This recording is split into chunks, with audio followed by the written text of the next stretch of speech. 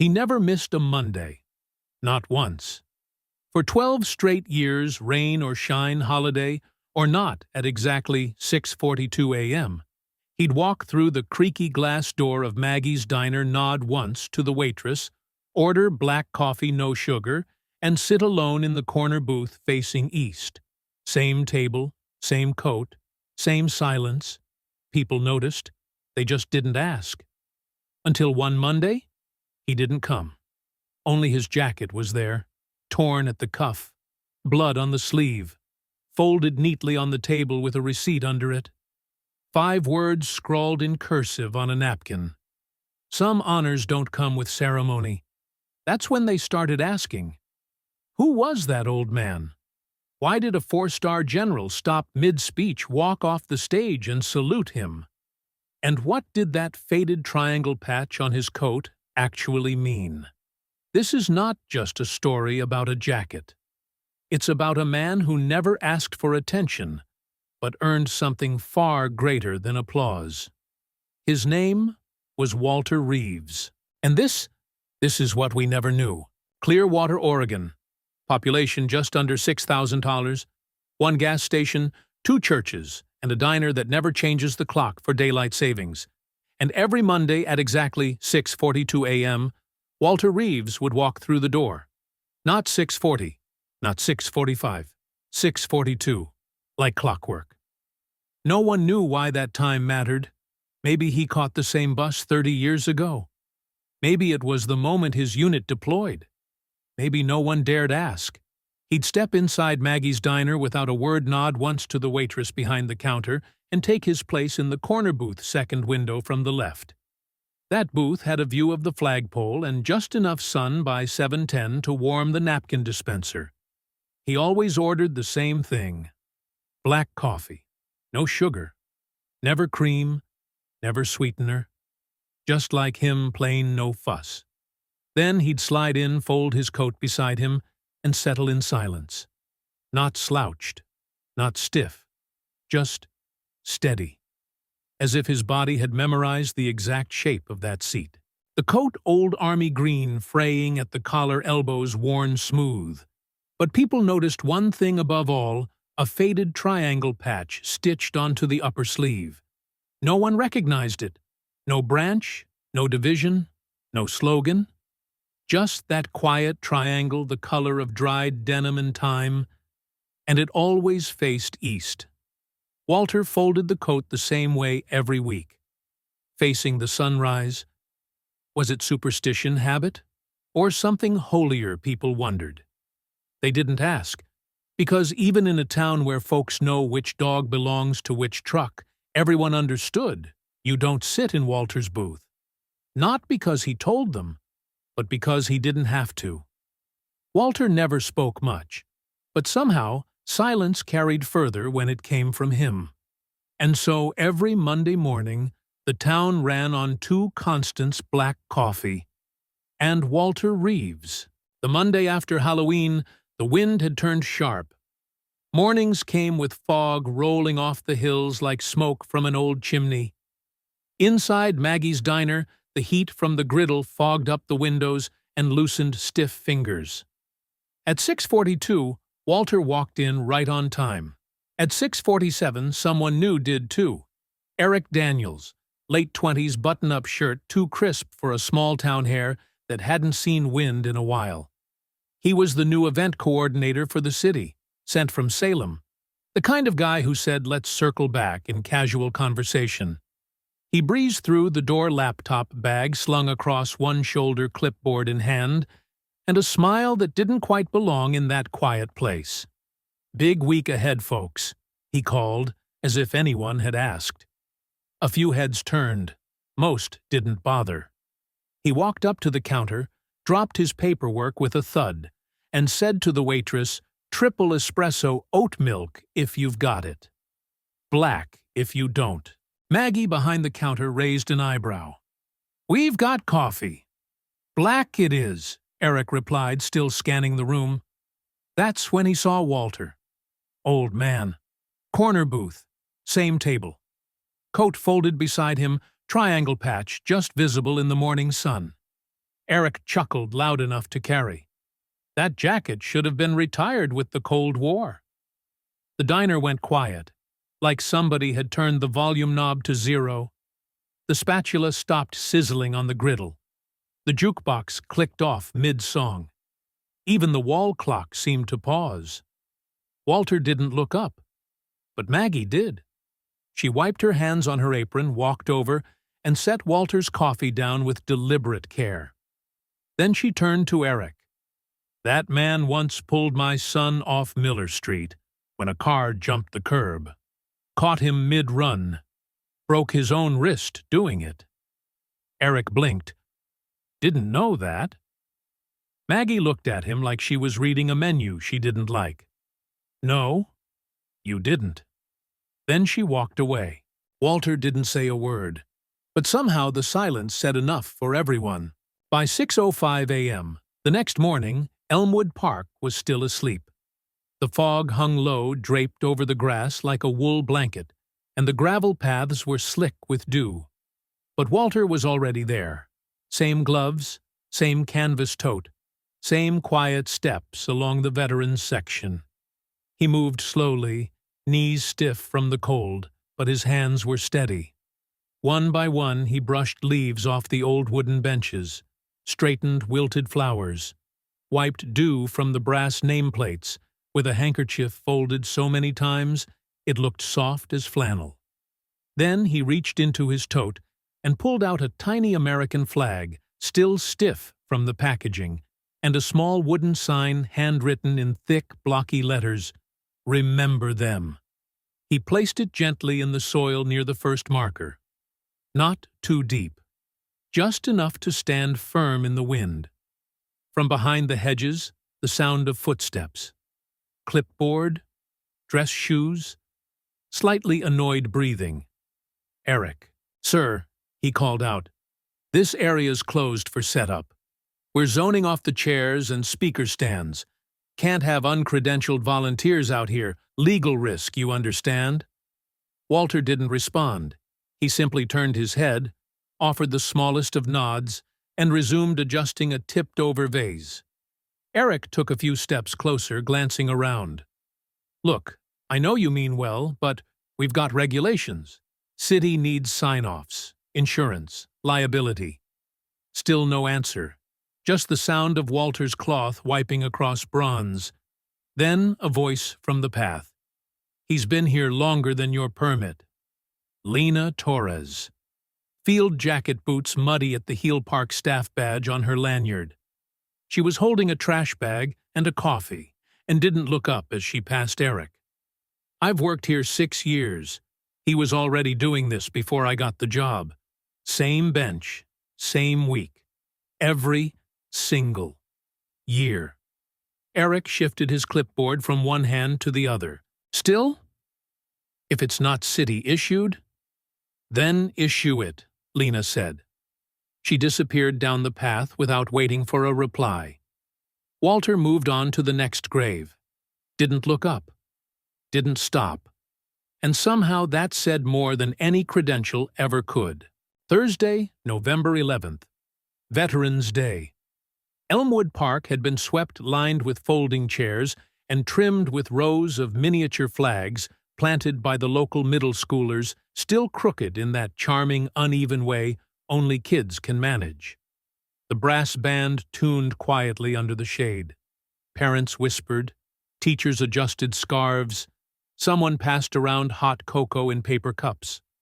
On stage, a podium stood with a laminated city seal, flanked by 2 borrowed potted ferns. And next to it, gripping a stack of index cards with whitening knuckles, stood Eric Daniels. His tan sport coat looked about half a size too big. Or maybe it just wasn't made for this kind of morning. He tapped the microphone, cleared his throat. "Good morning, folks. Thank you for coming out to celebrate. Honor. The veterans who—" He glanced down. The cards were out of order. "We have several distinguished guests here today, including Lieutenant General, Jeline No General Harper, Elaine Harper." There was polite, muffled applause. Eric exhaled. General Harper served with distinction in the 101st Airborne Division recipient of the Silver Star, the Legion of Merit, and the Bronze Star as well. He looked off-stage eyes searching for a cue. And then she stepped forward. General Elaine Harper. Silver braid pulled tight down her back. Decorated overcoat heavy with ribbons, pins, and decades. She walked like the ground remembered her. 2 ROTC cadets flanked her at a respectful distance. She paused at the base of the riser. Eric extended a hand toward the mic. She didn't take it.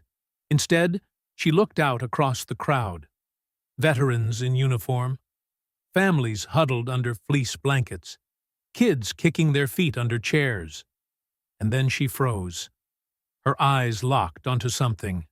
Someone. Far to the right, just outside the seating rows on a bench, half-shadowed by an oak tree, sat Walter Reeves. Same coat. Same stillness. Head slightly bowed, hands resting gently atop a cane that hadn't been there the week before. The sun broke through just enough to catch the faded triangle patch on his sleeve. The moment stretched. The wind picked up, tugging at the flag overhead, then stilled. The band lowered their instruments. Someone dropped a program. A small child asked too loudly, "Who's she looking at, Daddy?" And then General Harper stepped down from the stage. No words, no nod, no fanfare. She walked across the grass, boots silent on earth that had seen too many ceremonies. Every eye followed. When she reached Walter, she stopped, straightened, raised her hand. Salute. Crisp, exact, and not for show. Gasps rippled through the crowd. A teacher clutched her chest. An elderly man in a wheelchair teared up without blinking. The salute held longer than protocol required. Walter didn't move. Then slowly, he looked up, met her eyes, and returned the salute. No flourish, just precision. Wait. General Harper dropped her hand, spoke 4 words, calm, clear, final. That patch was only given to 5 men. He's the last one. Silence swept the park. Even the leaves forgot to rustle. And from the back row, someone whispered, "That's the guy from the diner." The next morning, Maggie's diner felt off. The lights were still warm. The griddle still hissed. The jukebox still cycled through old Sinatra and Johnny Cash. But something was missing. By 6:42, the corner booth was still empty. No quiet footsteps, no nod, no black coffee, no sugar. Just silence. It wasn't until 7:03 that someone noticed the jacket, folded neatly on the table. Same patch, facing east. Same worn cuffs, elbows creased just right. Next to it, under a saucer, was a receipt, blank except for a timestamp, and a name looped in gentle cursive. Walter Reeves. Tucked just beneath the edge of the plate, a folded napkin. 5 words written in the same hand. Some honors don't come with ceremony. No one spoke for a while. Then Eric walked in. This time, no laptop bag, no clipboard, just him. He paused in the doorway, eyes going straight to the booth. Saw the jacket. And something shifted in his face. He walked slowly to the seat, set his hand on the backrest, and sat down. Carefully, as if the leather cushion might break under memory. Maggie appeared with a mug.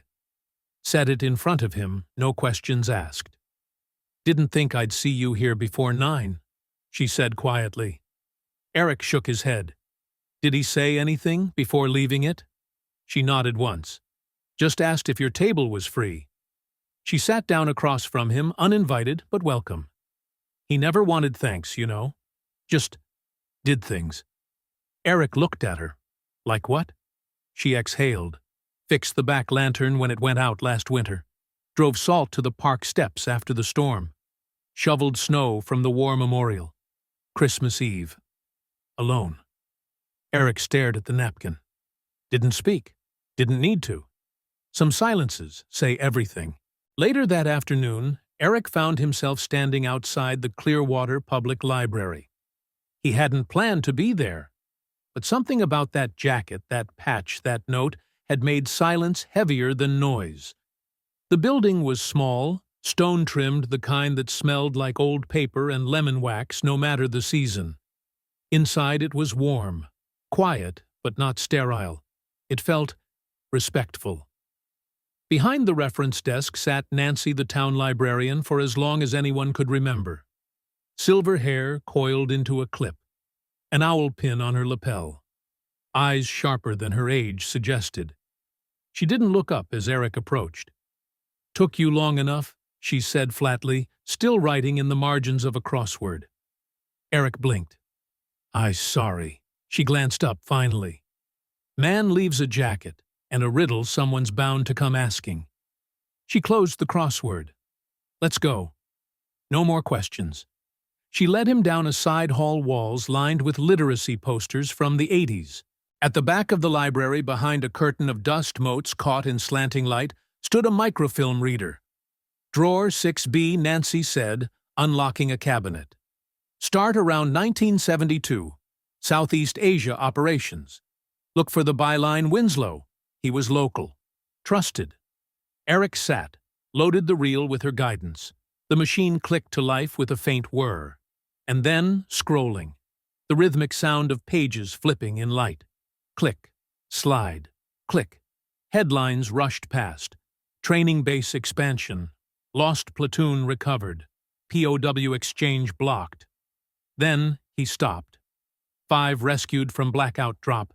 Hero unidentified. Eric leaned in. The article was short. A single column faded at the edges. Sources confirmed that during an unauthorized night extraction near Da Nang, an unidentified American airman led a wounded team 3 miles through hostile terrain. The pilot was lost in the crash. The airman navigated with no radio under blackout conditions. 2 soldiers survived thanks to him. His insignia bore a triangle patch unknown to current inventory. That was it. No name, no photo, no medal ceremony, no follow-up. Eric sat back. His breath caught somewhere behind his ribs. He carried them. Out of a jungle. "Alone," he whispered. Nancy appeared behind him like a ghost. He never told anyone. "Why didn't want the story to be about him?" she said. Then softer. "Some men serve, and some disappear into it."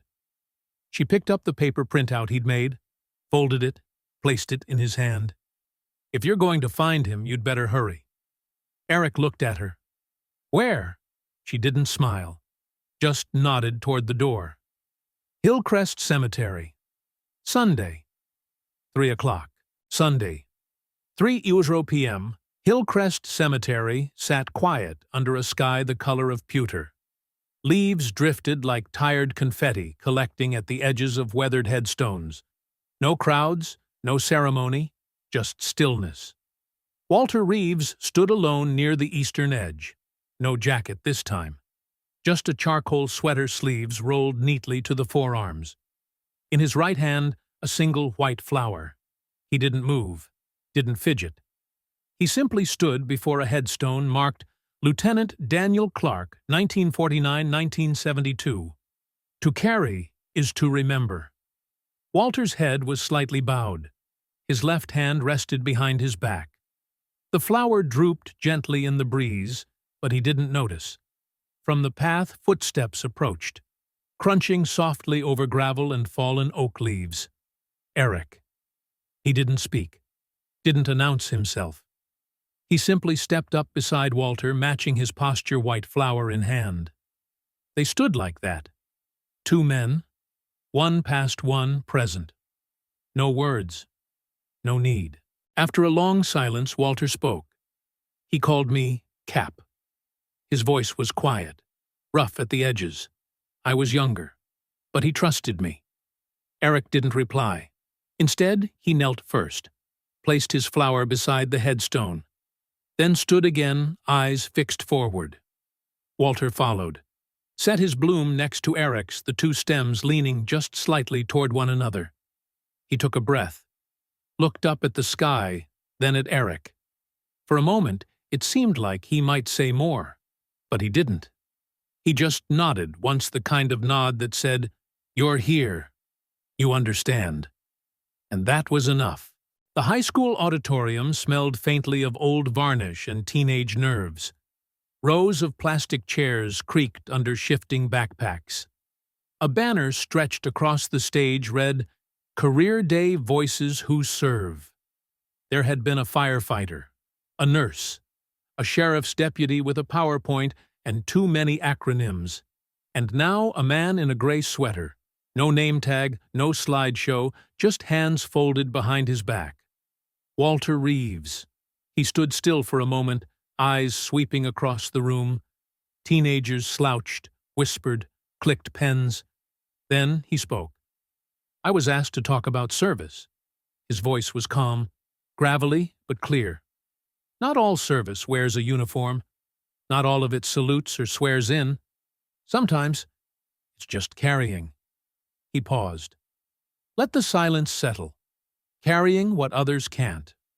Or won't. Some students sat up straighter. "When I was 19, I carried a man 3 miles through a jungle. He'd been shot. He couldn't walk.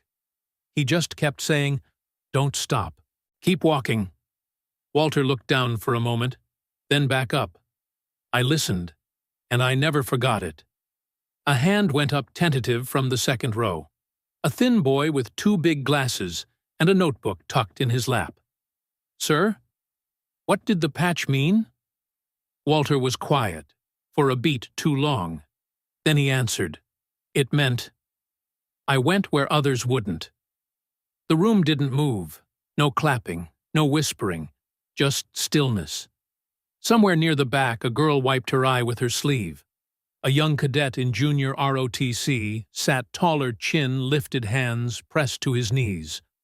Walter gave one final look around, then stepped off the stage without another word. No applause followed. None was needed. Because sometimes silence is louder than a standing ovation. It was a Wednesday afternoon. Sunlight slanted through the library windows, falling in long golden stripes across the tile. The building was quiet, as always. Eric Daniels stepped through the door with someone new beside him, a boy, maybe 7, wearing a denim jacket, 2 sizes too big. On the collar, 2 tiny American flag pins. They didn't head to the children's section. They didn't ask for a book. They walked straight to the back to a glass display case set against the far wall. Inside, resting on navy blue, felt was the jacket. Walter's. The triangle patch faced outward, faded, but now unmistakable. The fabric showed every crease, every threadbare edge, every story never told. Beneath the glass, a simple brass plaque, he reminded us. The boy leaned forward.